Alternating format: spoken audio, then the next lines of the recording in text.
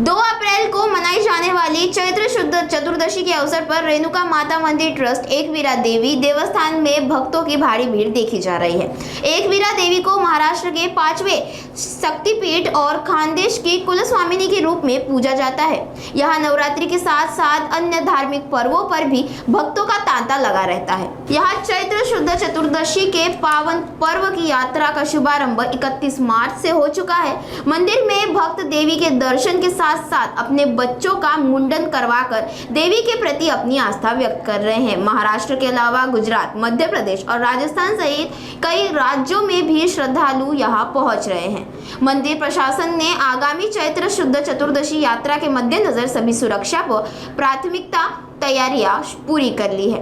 ऐसी जानकारी मीडिया से बातचीत में रेणुका माता मंदिर ट्रस्ट के ट्रस्टी सोमनाथ गुरव ने साझा की। एकवीरा देवी रेणुका माता मंदिर ट्रस्टच्या वतीने एकवीरा देवी मंदिरात आजपासून यात्रा उत्सवाला सुरुवात झालेली आहे। तो 14चा उपक्रम झाल्यामुळे 14 हा 31 तारखेलाही केला जातो आहे आणि 1 तारखेलाही केला जाणार आहे। ते दोघं दिवस मान मानता नवस्फूर्ती आणि लहान बालकांचे जावळं वगैरेंचा कार्यक्रम चालू झालेला आहे। उद्या पण होणार आहे आणि परवा यात्रा उत्सवानिमित्ताने चैत्र शुद्ध पौर्णिमेला आई भगवतीची पालखी आपलं रथ सोहळा आहे। रथ सोहळा धुळे शहरातनं पूर्ण पितळी रथ आपण केलेला आहे। पितळी रथात चांदीची मूर्ती विराजमान होते आणि पूर्ण धुळे शहरामध्ये रथ उत्सवाचा साजरा केला आणि अनेक भाविक बाहेर गावाहून येतात। या मंदिरामध्ये महाराष्ट्र, गुजरात आणि मध्य प्रदेश या राज्यातनं जास्त प्रमाणात भाविक येतात आणि उरलेले